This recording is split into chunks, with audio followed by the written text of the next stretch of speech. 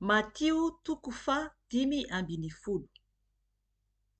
Ary nisy fariseo sy mpanoran-dalàna avy tany Jerosalema nankeo amin'i Jesosy ka niteny hoe: nahoana ny mpianatrao no mandika ny fampianarana voatolotry ny razana, fa tsy mba manasa tanana izy ireo rehefa hihinan-kanina.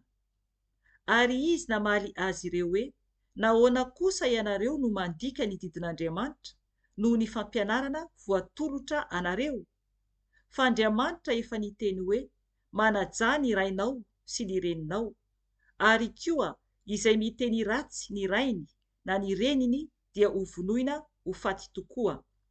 Fa hoy kosa ianareo, na zovy no milaza amin'ny rainy na amin'ny reniny hoe: efa nateriko ho fanatitra ho an'Andriamanitra izay fanampiana rehetra tokony ho anao avy amiko, dia tsy mila manaja ny rainy na ny reniny intsony izy.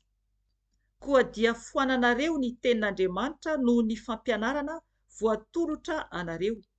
Ry mpiatsara velatsia, marina ny naminanian'i Isaia anareo hoe: ity firenena ity dia manaja ahy amin'ny molony, fa ny fony kosa lavitra ahy.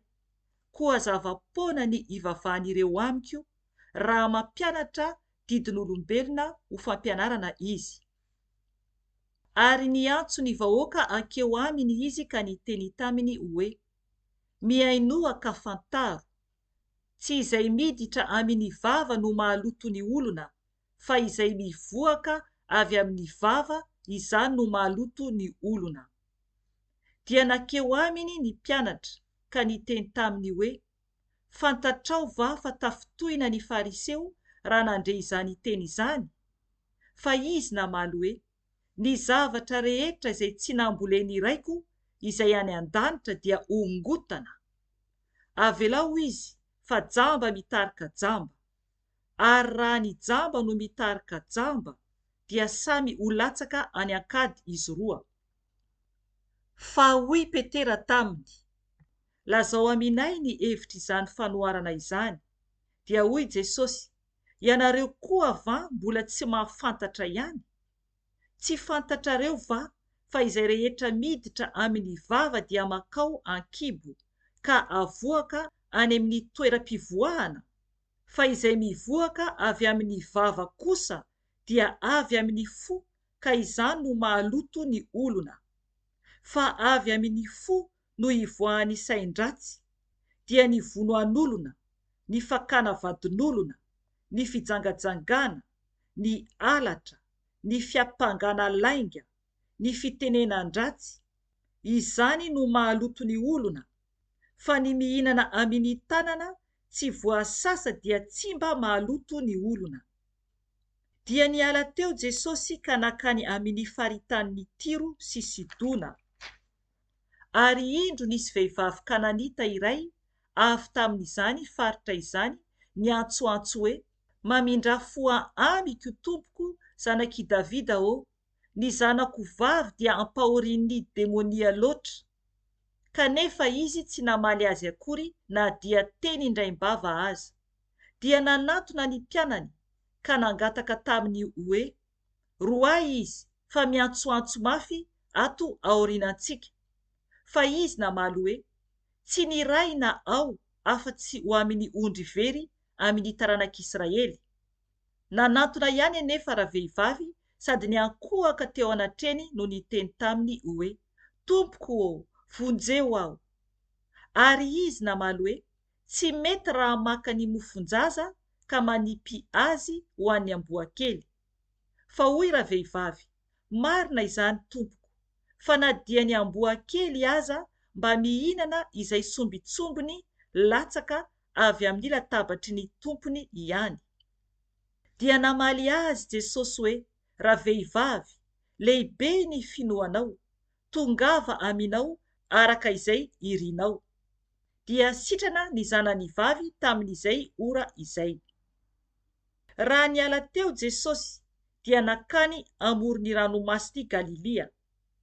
Niakatra nankeo an-tendrombohitra izy ka nipetraka teo. Ary nisy vahoaka betsaka nankeo aminy nitondra ny mandringa, ny jamba, ny kilemaina, ny mona sy ny maro hafa koa, ka nametraka azy teo akaikiny tongotry Jesosy, dia nasitrana azy ireny izy. Talanjona ny vahoaka raha nahita ny mohana ny teny, ny kilemaina sitrana, ny mandringa afaka mandeha, ary ny jamba mahiratra, dia nankalaza n'Andriamanitry ny Israely izy rehetra. Ary Jesosy niantso ny mpiadany ankeo aminy ka niteny hoe: mahonena ahy ny vahoaka, fa efa nitoetra ateloana tatỳ amiko izy izao, nefa tsy manan-koanina ihany.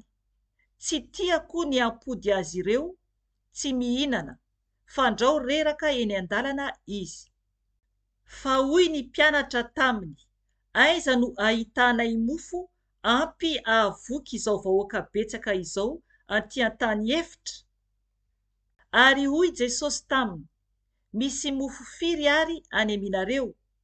Dia hoy ireo: 7 sy hazan-drano madinika vitsy. Dia nandidy ny vahoaka hipetraka amin'ny tany izy, ary nandray ny mofo 7 mba amin'ny hazan-drano izy. Koa rehefa nisaotra dia namaky izany ka nanolotra azy ho an'ny mpianatra, ary ny mpianatra kosa dia nanolotra izany ho an'ny vahoaka. Nihinana avokoa izy rehetra ka voky. Rehefa nangoniny ny sombitsombiny sisa tsy lany, dia nafeno 7 sobika. Ary izay nihinana dia 4,000 lahy, afa-tsy ny zaza amam-behivavy. Ary noho ny efa nampody ny vahoaka izy, dia niondrana an-tsambokely ka nakany amin'ny sisintany Magadana. Amen.